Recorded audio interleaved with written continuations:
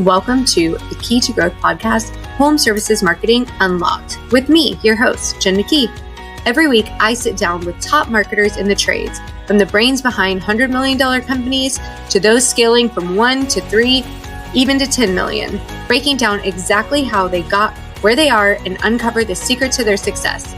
If you're ready to grow your business and get real, actionable insights, you're in the right place.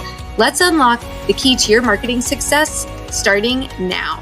Keyheart Marketing specializes in Facebook, Instagram, TikTok, and YouTube to build your brand awareness or drive leads using social media ads. If you're ready to elevate your social media, go to keyheartmarketing.com or follow us on social media. Welcome back, everyone, to another episode of the Key to Growth podcast. I am your host, Jen McKee, and today I have a fellow podcast host, also been in HVAC industry forever. Super excited to capture him and get him over here on the show. Oh, I didn't ask you how to say your last name. I only know him as one name. Today I have Everett from So I Was in This House podcast. Everett, tell people who you are. We can play this game actually. So let's see. How would you pronounce my last name? Lippel or Lippel? Oh, what? Which one is it? You got to pick one. I don't know. Lippel? Yeah, it's Lippel. That sounds good. It's funny that you say that because when I was growing up in high school, like the first day of school, the teacher would always go Lippel, Everett. And so my nickname, you can only imagine what my nickname in high school was. No kidding. Aw. Yeah. So yeah. But now Lippel really works for a content creator. I guess so. Apparently. I was told I have a stage name. It's like Everett Lippel. Like, don't change it. Yeah, so good. Yeah. I like my name. I feel like my name works. Jen McKee. It's good. It's strong name. And you can use it in so many cool, ways and create I know. phrases. So create phrases. So this is year 17 in this HVAC, plumbing, electrical, home services space, primarily HVAC, but I have a lot of crossover into the other fields. Originally from the great state of New Jersey. I live in Dallas. I've been here for almost better part of a decade now. I'm glad to be here. Thank you, Jen, for having me on this conversation here. Live. Yeah. Very, very cool. I do have a podcast. It's gotten way more attention and way more engagement and way more listens and downloads than I would have ever imagined possible. I have no idea. I mean, it's pretty crazy, but I like to tell stories. And I like to tell industry stories, and we chop it up. And I've interviewed some of the greatest minds in our business, and like Ken Goodrich and Tommy Mello and Chris Yano, and like all these incredible. I mean, even I just had Joe Corsair on, who's like he calls him, says a self-coined phrase of the America's service coach. But he's been around for a million years, and I've had some industry greats and some non-industry greats. I've done some crossover episodes. I've had some Tony Robbins type guys on there. And I'm getting up, Jen, to almost getting to episode 100. Nice. So a little over 2 years. Do you do weekly? Or I guess that's right under 2 years. I do. Just over 2 years. There have been some, I have some mini episodes and stuff like that I've never really released, but maybe I did some lives and whatnot. I don't really count those, but like full blown, hour and a half conversations, long form where we chop it up. Yes, about 100 of those. So exciting. All right. Well, if you're listening, you can check out Everett's podcast if you never have. So I Was in This House, but we're here on the Key to Growth podcast, which is a little bit different. We don't talk about stories in the house, so I'm sure that they are super interesting. But this is a marketing resource, and it's a resource for people who are looking to just grow their business. So I know you just kind of shared a little bit, but you owned an HVAC company for a little while, and now you do a lot of sales and operations training. Give people a little bit of that background just so that we have a starting ground of what resources you can help us with. So I am like a top 1% rep as far as production is concerned. I've done $3 million worth of revenue myself, and this is going back 7 or 8 years ago. So whatever that translates to today. And so I'm a student, and I love to learn. And so I learned everything from the technical side, everything from the sales side, everything from the communication side, marketing. And so, I've also ran teams for large and small companies, and currently flying across the country doing communication and sales training with service technicians and HVAC sales reps, plumbing sales reps, and I've really been just a hired gun to go around and really help businesses. I don't really really advertise a lot. It's all kind of word of mouth. But I've been so busy I can't even keep up with it. It's been amazing. I have a company here in Dallas that I've been working with since last year, and another one in Chicago that I just went up and did. So I'll do ride-alongs, and so really I've got this potpourri across the board. I mean, I've hired marketing companies, right? Like I've operated businesses at a pretty high level. I've operated business up to like about 25, $30 million. So I've had teams up to like 25 people work underneath me. So I have really good understanding of how the business works. I'm glad I'm on this podcast. So this is not a very common uh, topic that I get the chance to really talk about. So, okay, here's where I want to start. So you've been working and I love this because you're working with more than one company across the US, and if we know anything about the trades, it's that a lot of people business is down. And people are now having to look at, okay, so you set this goal at the beginning of the year. Maybe you have to change your goal after Q1, which is okay, right? But like we still need to feed our families. We still need to keep our techs on the road. So like, what are the businesses that you're working with right now? What are they doing that's working to keep revenue up, to bring in more leads? Like, what are you seeing with that side?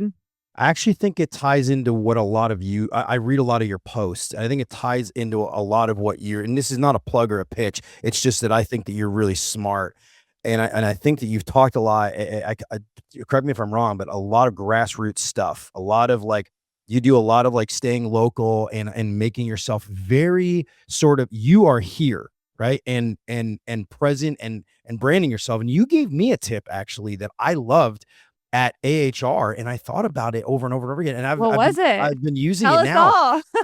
I keep I have so much content. I mean, I have hundreds of hours of Yeah. content more. And you were like, Everett, you've done all these, podcast episodes. You have so much, like you have so much recorded and everything like that.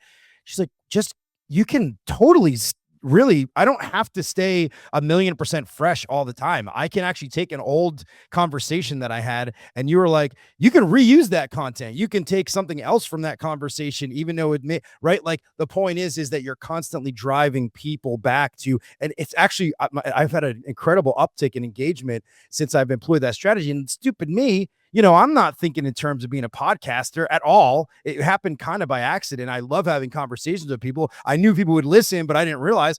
And I love that. So as it pertains to the companies that I work with, and this goes across the board, being present and this is a big difference with all of the tools that are available to all these guys. And this is like very important.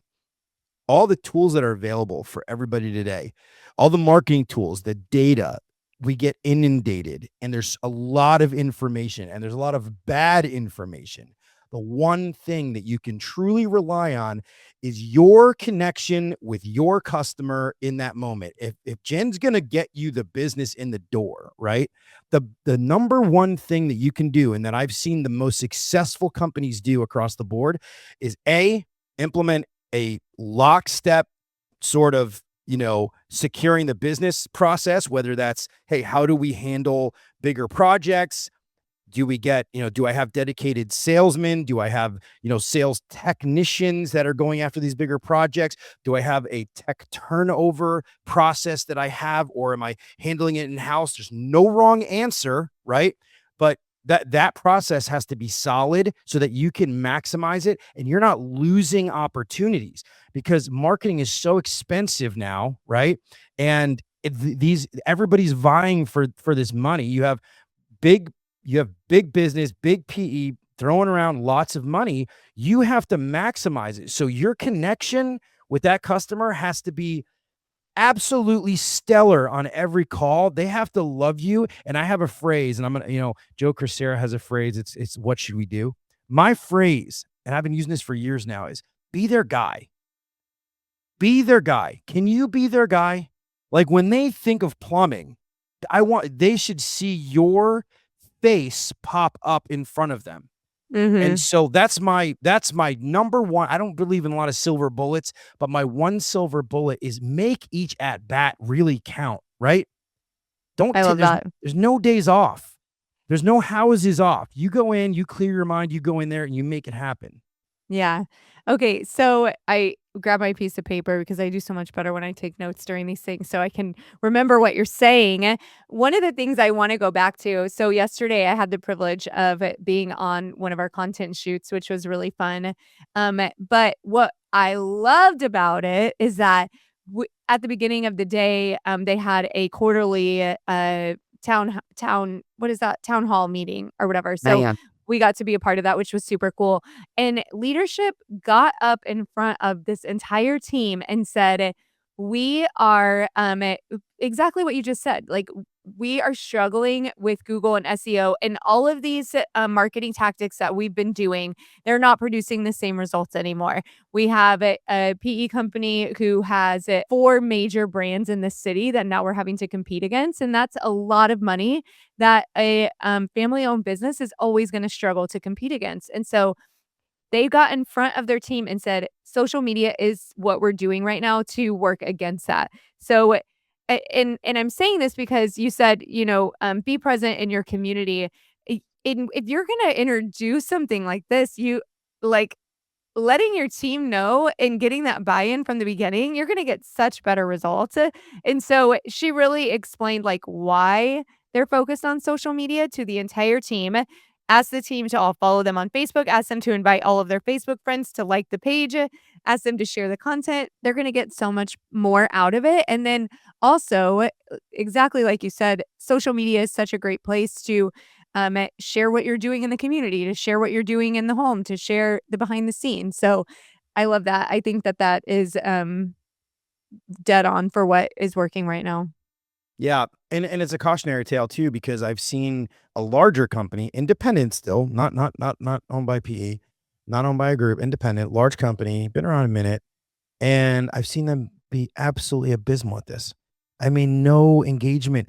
They have the resources to do this. And they don't take advantage of connecting with their community for whatever reason, whether it's, and I think sometimes it has to do with the fact that I think sometimes premium service companies, in some of these Facebook forums, they're pricey, but like maybe that's a great video to have. Correct. Right? Maybe that's like, hey guys, I saw a face. This is what I would do. I saw I couldn't help. You could screenshot it and then Yeah. green screen in front of it. Yeah, I'm a part of this community. I just want to show you something. I'm back here and walk back. I had Billy Klein, who runs DFW Door Company. It's called yourdoor.com, yournewdoor.com. Brilliant idea. So niche, and he doesn't have a lot of competition. He's done really, really well, and he's got really great branding. And one of the things that he said, and I clipped this, he was on my podcast a few months ago, and he says that after he gets off of a sales call where somebody's asking for a quote to redo their door, he literally texts them a video message of him in the warehouse showing his machine shop and how he makes everything. And he calls them the little elves, the elves making all the toys in the back. And he says it's amazing because you have to, this is in a day of, I'm very heated about this, Jen, in a day of so much AI and so many tools, where I think that the winner of this, I've said it on my podcast, the winner of this whole thing, the ones that are going to come out on top are going to be the ones that are going to make it the most human, right? Lots of AI tools to streamline things and human. I love what you just said. And I think everybody should do that. I'm even thinking about how I can do it, because what he's doing is before he sends them the sticker shock pricing is showing like, look at what we've got going on here. Like, it's not going to be cheap at that point, but you also are like fully understanding of the value of what you're getting.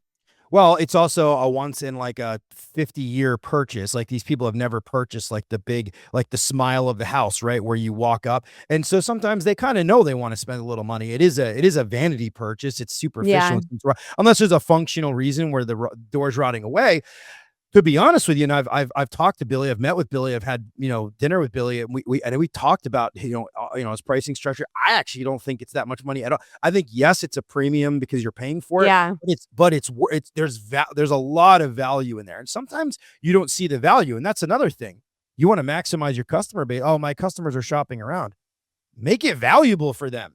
Yeah. Why are they shopping around? Because I don't know, they don't trust you, they don't like you, they don't want your company, they don't like your company. It's through Well, and they're looking for a solution, then they're not just looking for you. And that is, you want to fix that, make it easy. Yes, but it always goes back to these three things. And that's what you have to, as from an advertising perspective, well, you're right.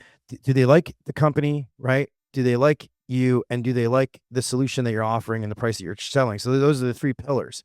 And I think on the front side, if the marketing is done in a way like what you're doing, I am way more welcoming to a company that I know has some sort of local presence and involved in some sort of way. I like that better than getting a company that I don't really know much about or doesn't have that presence, or my ads are sort of like generic. Like Jen, I know you're probably dying to say this, but man, I've seen some billboards out there, some commercials from some of these big companies. I'm like, guys, you have paid so much money for this, for people to see you.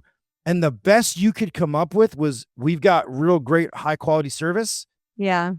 Oh my gosh. I know. It is. It's hard. There's one thing I want to bring back, something I want to come back to. And so how are you training this connection, right? Because if you're training the techs, you're obviously training on experience, and that's like it starts with the marketing, and then they're talking to the CSR when they answer the phone, solving their problems. We've got the dispatcher making sure that people are getting to the right place whenever they say that they are. Then you've got the tech in the home, and then they've got to sell, right? Like even though we have this lead and we're there, that still doesn't mean that we have the job or that we're making the money. So like, how are you helping people make more money with the leads that they already have? Take your time. This is a big miss. A lot of guys go in, they see the acute problem, and then they go, I will now recommend an acute solution. But if you see my process, I developed, it's called CLEAR, CLEAR, CLEAR, right? And the first step of it is, and what most technicians don't understand, is that even though they're going to speak and they're going to rip off all these phrases, right? Like, that customer has never met you before. They don't know you. They don't know anything about their system. You got to stop and slow down and explain things to them of what's happening. Because if there is a problem, are you addressing the problem or are you addressing the symptom of the problem? And that's something that you have to dig. But the problem is we're so quick to do it. So I train technicians on how to look for the symptom. How to look for the problem, not the symptom. The symptom is this is broken, but what's happening in the house? That could be that part's just bad and that's it. But so opening up your eyes and taking your time that's one. So that exploring of the house. The second thing is exploring and learning your customer. Mm-hmm. Like, they called you out. Where did they find you from? What kind of work do they like to do? I mean, dude, if I don't know if I'm in a house and I don't know my customer, if I don't know where they grew up and where they went to high school and all this kind of stuff, like, I don't feel like I did a good job. I think that you just stop. You just, you drink the iced tea. Let's have a glass of water. We'll chop it up sometimes. And look, you're going to get people who are busy. They're working from home, drop the invoice at the door. I still, would train the guys. Hey, do you have 1 minute? I know you're working. If you free up for a minute, I just want to explain to you what I found today. And I think sometimes we skip that. And it's so simple. What does that really mean, Jen? All it means is that you took the time to listen, to understand, and then to come up with some kind of solution. At the end of it, that's gonna be a 5-star review in the book right there. They're gonna be like, Bob came into my house and he didn't just come in here and leave. He actually gave me options. He talked to me a little bit about what was going on. I had a room that was hot in this side of the house. I didn't know how to fix it. And he went up there and maybe he adjusted it for free. Maybe there was no charge. Maybe your company does like little repairs for free. Who knows, right?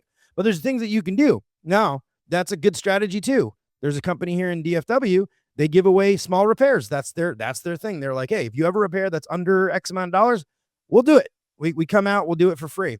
And everybody has their own market strategy and the type of customers that they want, but they're gaining market share. I don't know if I agree or disagree, but they're doing something. They're growing. So yeah.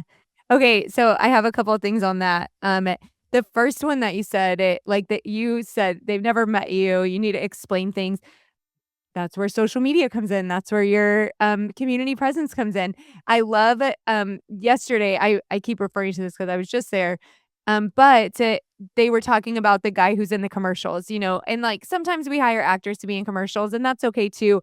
But when it's your text and then they go into the house and the customer's like, "Hey, you're the guy that was on the commercial," or even a lot of our clients get that with like, "Hey, you're the guy that was on the TikTok."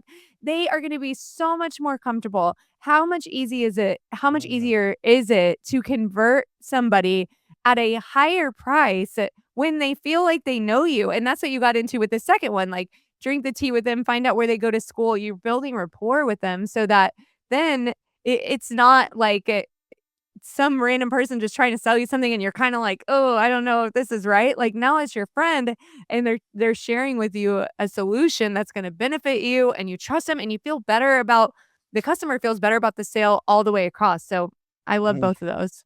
I Jennifer, do you go by Jennifer or Jen? I go by Jen, but my driver's license says Jennifer. Okay, okay, sorry.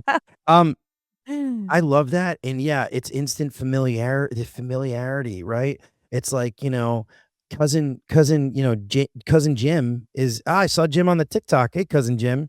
Maybe Yeah. they have, yeah, that's great. I love it. Brilliant. I don't think most marketing companies are doing that.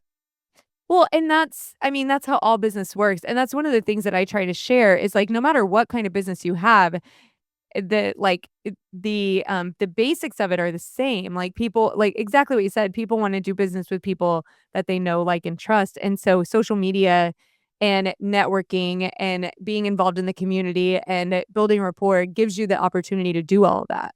Mm. Yeah, couldn't agree more. Very aligned on that. I can't even think of an argument for it. Like, I can't even think of like why would this is what I'm saying. Like, I don't understand why not every company is leveraging like really, and I'm talking like cool, witty, funny, good like videos that like people want to get. That I've seen some companies done a great job of it. Mhm. I've gone like scrolling through TikTok and I'm like, this company's really funny. Like, they got some really cool stuff. Yeah. Yeah. I love that. Okay, so you said your C and your L. What else? Anything else that is like a direct relation to marketing and to conversion? I think we try to rush the process, and by that I mean, and this is going to be unpopular in today's day and age because I do understand that there's a need for like speed in everything we do, but I truly believe that in large purchases and large projects, if you're replacing large scale ducting and HVAC systems, it's a lot of money, right?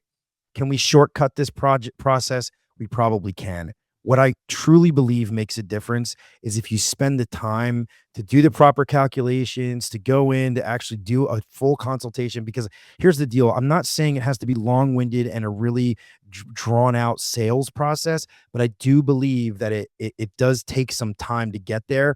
And I think that if you don't take that time, you haven't earned the right to give for somebody that's going to get larger projects done. And look, when as it pertains to replacement units specifically, like, okay, it's old, it's broken, it's time. This is where a lot of companies can make up a lot of lost service revenue too, because if you're not getting the service revenue, but you've got the ability to market for replacements, right? You need to lock into your process there and make sure that you've got proper representation. Take the classes. I mean, I teach them all the time.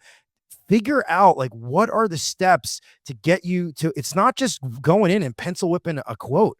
You don't just go outside and look at the unit and go, let's put another one of those in there, right? Yeah. Like, you're not doing anybody a justice. You're not doing the customer a justice because they're not learning about anything that's available to them. I'm not selling them. I'm not talking about selling them stuff they don't need.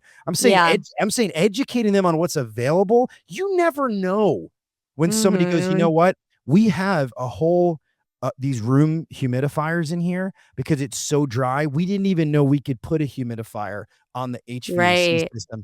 But you didn't take the time. You didn't look in their bedroom and go, "Hey, is that a humidifier over there?" We can put Mhm. one right on the system. Really? Wow, I love that. Same thing goes with every other item. I mean, there's people that are complete and entire germaphobes. I meet them all the time where they have like these room sterilizers everywhere. There's tons of science and data out there. You can slap a really good filtration system right on their HVAC system. They're breathing that air. It's Yeah. moving through their house. And I got news for you. For anybody who thinks that stuff's smoke and mirrors, like, you got to go look at the data and the science behind it, because there's empirical data to support that it does sterilize and clean the air, especially for people who suffer from allergies, asthma. This is not unethical. This is not immoral. This is stuff that you're providing a service. But if you're not learning your customer, if you're not taking the time with them, you're never going to know this stuff. You're going to go in, you're going to fix the immediate problem, and you're going to leave. Right. So if you're Yeah. their guy, you're going to address all that stuff. If you're not their guy, you're going to come in, fix the problem. And look, I'm not saying, Jen, I'm saying, I know that customers sometimes like, no, just fix the problem and leave. Fine. Right? Like, what am I going to do? I'm not going to fight. Like, hey, we don't want to have a conversation. You're anti-social, Yeah. whatever. Great. Know your customer. But when you have, like, you come in, hey, how's it going? And you've got an opportunity. Hey, smile, be a good person. Take, have the fight you just had with your wife. You know what I mean? Before you got in the door, don't bring that inside somebody's house with you.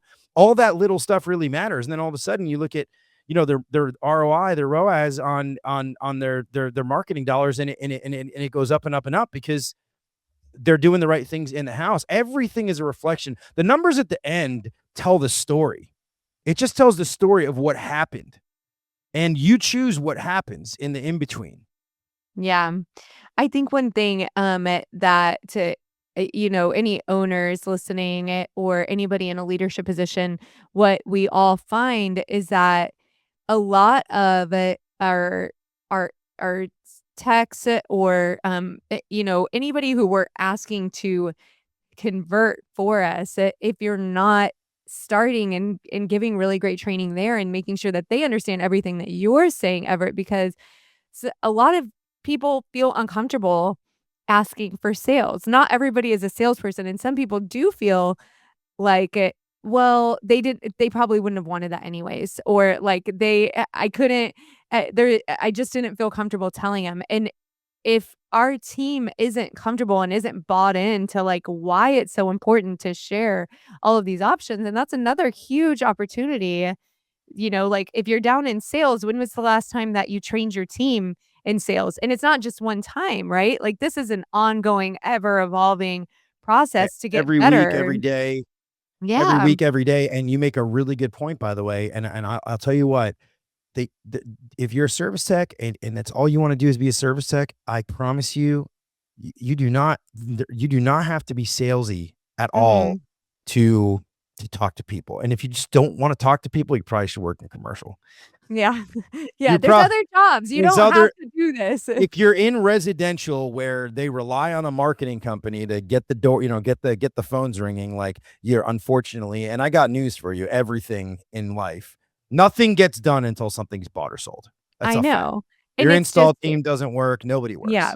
Yeah. And so when you start to see it like that, when you start to see it as like presenting a solution to make somebody's life better, giving them something that's worthy of the money that they're paying, money being an exchange of value for the services and the products that we're providing. And not to say that someone listening to this doesn't get that. I mean, if you're a business owner, you probably do get that, but does your team get that? And those are the people that are in the home.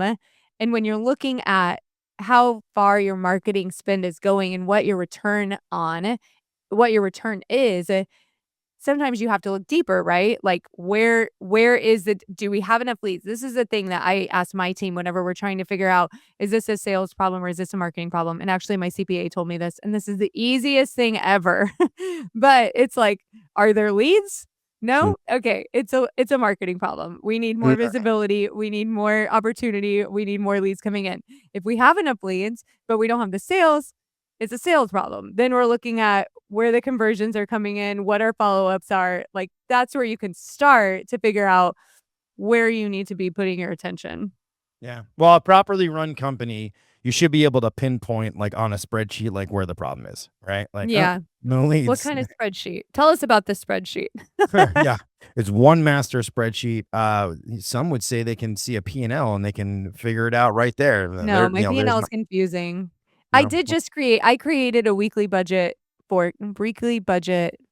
am I calling it? Anyways, it is a spreadsheet that gives me so much visibility, and it took me 8 years to get here. So sometimes we also like to overcomplicate things. Like, it's super simple. Yeah. Like, Right. one of the things that I like, a metric that I like to use that is not common, I don't know if it's not commonly used, is I think ServiceTitan makes it a little confusing, is the revenue generated per step per call into a house, and minus like warranty and return visits. And the reason why I say that, like revenue per call versus like, um, you know, the closing percentage is fine, but the reason why is because I could have somebody who has a great revenue per call, but they just don't run enough calls. So now, Exactly. so I could have a guy who has a great average. Oh, this guy's average ticket is so great. Look, he does all the good things and the duct cleanings, and he's talking to people. But then you look at his closing percentage and you're like, well, yeah, he has a great average ticket when he secures some business, when he sells something. But if he doesn't, um, it's like, he has a low closing percentage. Then I look at a guy who has a high revenue per lead. I go, wait a minute, this guy's just not running enough calls. So you can start to, you know, I love that. That is incredible. And like maybe everybody's doing that, but have you looked at that report? Like that's great. And that's where you start, right? Like lead problem, sales problem.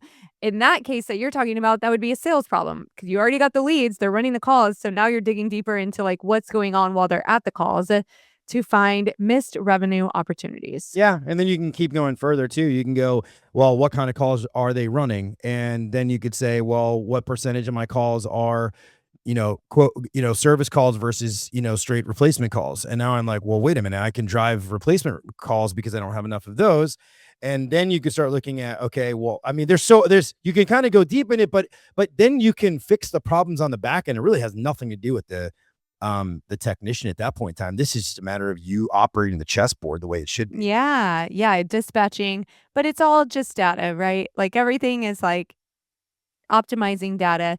I did have one other question based on something that you said. So, you talked about like in the home. I'm curious about how much you're using or seeing like AI in-person coaching, not in person, but like AI in real time coaching when techs are in the home.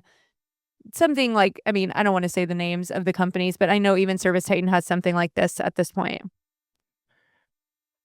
I think it's very new. It's going to be very new to adopt. I do have somebody who asked me to sit sort of on a board for an AI learning organization company. I haven't actually seen it in action. I actually Really? haven't seen. Like call by I've call seen management tools. with AI, basically. No, I've seen call by call management. I've seen AI tools.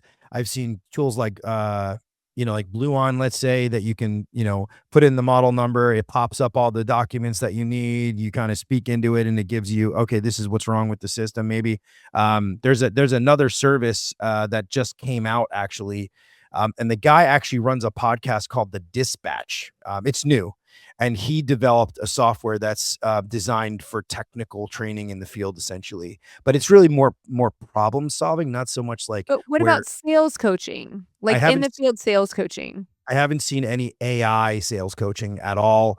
Obviously, as a very human person, I don't know how well people will actually learn from it. I'm sure there's tips. Time will tell, I guess.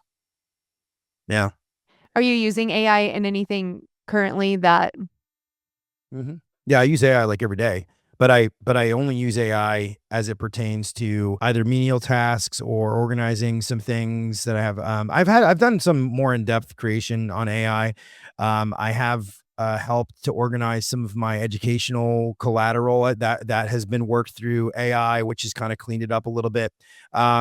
I don't think there's any replacement for being able to like really go through something, but I do like its organizational ability. And then I do have one of my partners is My Method AI, and they do their voice agent, but they make virtual employees, but they custom design them. So they don't like interesting? they can do what no, it's unbelievable. My Yeah. Method does they actually will make you an employee if you say they're making employees for people to ensure that like this accounting firm or something like that is doing their SOPs, is Wow. doing is it that they created somebody to make sure that their agendas were getting done. They were like, okay, did they check everything off this box? And they had an AI agent go in and make sure that their employees were all doing what they were supposed to do. But most of it's actually voice in the trades. It's all voice agent, and they do follow-ups. So they Yeah. literally are they're outbounding follow-up calls, and half the time you don't even know you're talking to an AI. That's how good it is. And the guy, and there's an episode, I'll plug this. There's an episode called From the Department of Defense to Home Services. From the department, so this guy worked for like 20 years for the Department of Defense. He worked for Lockheed Martin, and Uh-huh. he actually made a company, and he sold that company. He doesn't have to work a day in his life, but he loves the trades. And so he created this thing. He's been working with AI longer than anyone you know. Like anyone, like 20 years he's This been is the working with dispatcher AI. guy? No, this is Oh, this is My Method. my method AI, and his name is Ben Avicoli. My Method AI is, you can just go mymethod.ai, and you can go there and he'll build anything. He'll build any employee that you want. But the one that is the most commonly used right now, which a lot of trades organizations are using, is the voice agent, because the voice agent's super cool. It's not out of the box. If the business owner wants it to say something specific, it can say it specifically the way we want it. It's pretty cool. I love that. Yeah. Awesome. All right. Well, I think that you have given us some incredible things to think about. There's a lot of takeaways from everything that we've talked about. But as we come to the end here, the last question that I like to ask people, because you're on the Key to Growth podcast, is what is the key to growth? Be their guy. Be their guy. Whatever you do, do it. What if you're Be a girl? their guy. You're still their guy. Be their Be guy. the girl. Guy is guys like, hey, I got this Yeah. guy. Yeah. You're a guy. I'm a guy. Everybody's a guy. Right. Well, actually, that's probably a very Jersey. That's like where I'm from. Like, everybody's like a guy, Like, Okay. hey, guy. Yeah. Yeah. I love that. Like, I have women going like, hey, where was my guy over here? Y- Okay, that's even cooler. I like that. What, you never watched Jersey Shore? No, I didn't. And I am that age, but I didn't. I watched Laguna Beach. We were on the other side of the country. Valley girl. Okay, You're a Valley girl? I thought you live in San Antonio. I am. I do. Yeah. Yeah. So, okay, if people want to find you, where's the best place to go? Just so I was in this house everywhere. Spotify, doesn't matter. Apple Podcasts, Amazon, Morse code, smoke signals, it doesn't make a difference. Everett Lippel on all platforms. I just bought my own domain, everettlippel.com. Everyone should do that. Go do that now. everettlippel.com. Yeah, I'm going to go do that. Come find me, listen to some episodes, pick out one that you really like, and let's chop it up. If you have something interesting to talk about, I love to tell stories. We get on business building stuff too, but I love to tell stories, so I kind of switch it up. I have some episodes that are storytelling, some episodes that are like straight, hey, what's going on in the State of the Union? So, yeah. Very cool. Thank you so much for joining me. I really appreciate your time today. Thank you, Jen. Appreciate you.